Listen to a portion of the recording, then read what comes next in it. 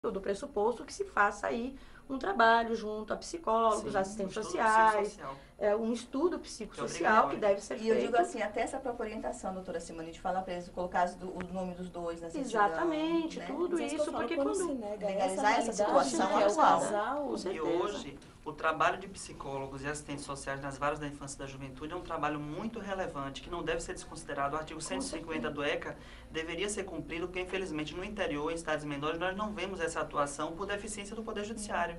Mas nas varas que contam com o auxílio de assistentes sociais e psicólogos, a psicologia tem dado uma grande contribuição, inclusive porque na resolução número 1/99 do Conselho Federal de Psicologia, ela foi um marco para influenciar as decisões. Por exemplo, a decisão de Bagé, do Dr. Marcos Danilo Edom Franco, e a decisão de Catanduva citam essa resolução número 1/99 do Conselho Federal de Psicologia, que é uma resolução que, de certa forma, traz uma clareza quanto à naturalidade com a qual devemos ver a orientação sexual das pessoas. Não como uma questão de opção ou escolha, mas uma questão de direcionamento de desejos, de orientação sexual, e os psicólogos não podem propor cura para a homossexualidade, porque afinal de contas não é uma doença. Certo. Então esse movimento no Brasil já foi abolido de proposição de cura, apesar de que existem tentativas nesse sentido, mas essa resolução foi muito importante. Então o apoio da psicologia junto ao direito é de fundamental importância. E eu ressalto sempre, porque o parecer do psicólogo quanto àquela ambiência familiar, as emoções ali postas, aquela dinâmica familiar, influencia muito o magistrado, sem dúvida, e o membro do Ministério Público. E essa questão, como é que os casais homossexuais aqui em Salvador, na Bahia, de uma maneira geral,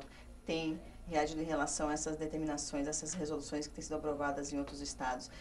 Tem pessoas aqui se mobilizando para ter essa conquista também na Bahia?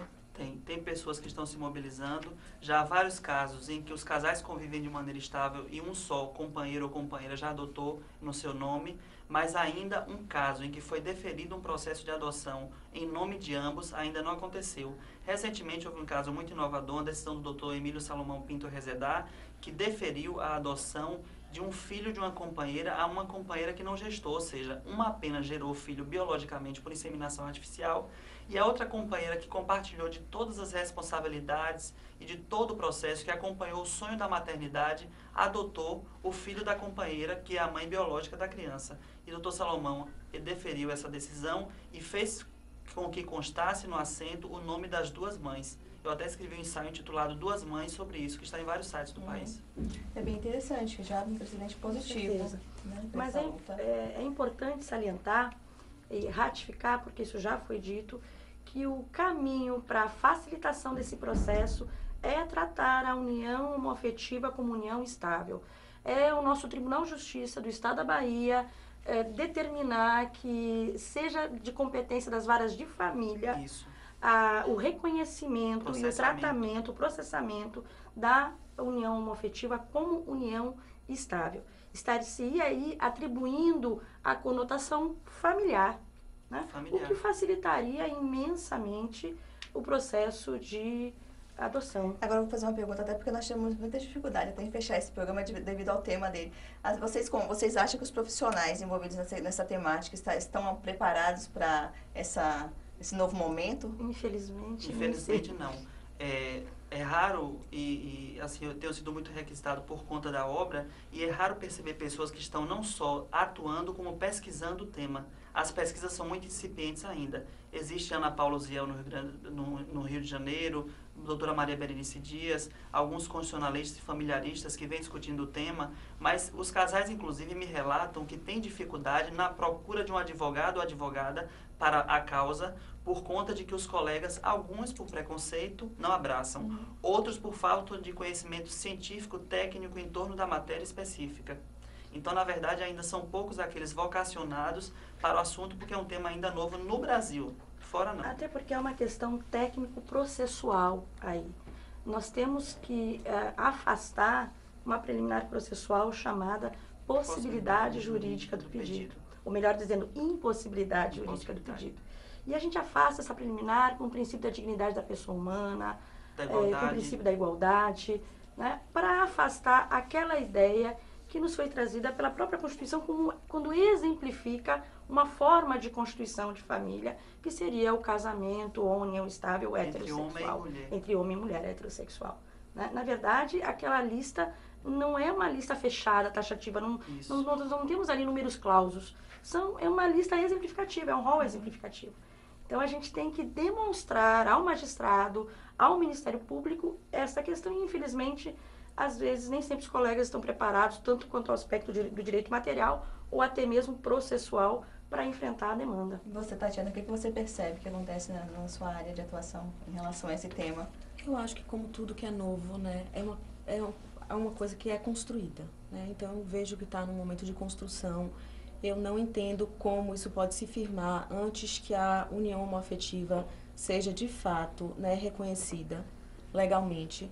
Como se falar em família, como se falar em direitos quando eles não são concedidos ainda. Então, eu acho que é uma área que, como um todo, está em construção. Você não acha que tem um pouco de preconceito em relação a querer até se informar, de querer abraçar? Essa questão, medo, como um todo, está toda em preconceito. volta em preconceito. Né? Medo, não é medo de Esse levantar medo é uma- tão grande que as ações primeiro eram processadas. Inicialmente, um só escolhia qual ia adotar, e no curso do processo, o outro informava ao juiz o desejo de extensão do vínculo de paternidade ou maternidade. Foram assim que os casos surgiram. Inclusive, o caso de Bagé das duas mulheres, uma primeira iniciou o processo de adoção sozinha, como suposta solteira. No curso do processo, a outra solicitou ao magistrado, Danilo Edom Franco, a extensão do vínculo. E assim também aconteceu em Catanduva com o primeiro casal de sexo masculino, Vasco e Júnior, que adotaram a Teodora, que são meus amigos. Então, eles entraram primeiro, um só iniciou o processo, e no curso processual, o advogado pediu a extensão do vínculo. Mas já há casos no Brasil em que o casal ingressou junto, com o pedido junto na petição inicial, para que fosse concedida a adoção já em nome dos dois. Houve um caso, por exemplo, em Pernambuco, de dois homens.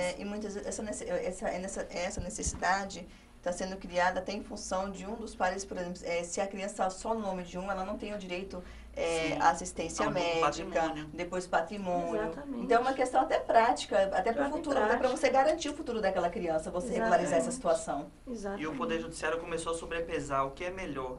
Deixar como são as estatísticas de 180 mil crianças institucionalizadas, crescendo despersonalizadas, ou inseri-las em uma família constituída por laços de afeto. Porque eu sempre digo nas minhas aulas, palestras, meus alunos, que eu sou professor de Direitos Humanos, eu digo sempre que na verdade, é muito melhor ser inserida do que ficar institucionalizada. Então, é muito melhor ser inserida em laços de afeto do que crescer em um abrigo sem perspectivas de vida num país tão excludente como o nosso. E isso é que fere realmente, frontalmente, a dignidade da pessoa humana. Eu fico me perguntando, às vezes, se as pessoas sabem, de fato, a realidade dos abrigos. Não Né? conhece. Parece que E não eu tenho conhecem. certeza que não. Nunca visitaram, às Né? vezes. Os abrigos, na verdade, por melhor que eles sejam, né, a gente conhece muitos dirigentes, a gente sabe que são pessoas dedicadas, mas assim, não tem como se dar o afeto de uma mãe, de um pai. E você fala assim, abrigo, não é um lar. Não é um lar. Já está aí a distância, né, da situação. Não Por isso que há o modelo, não há o modelo de acesso, abrigo hoje, né? que é o modelo que é mais recomendado, é chamado de casa-lá. Que é aquele Tem aquelas que mães imita. adotivas.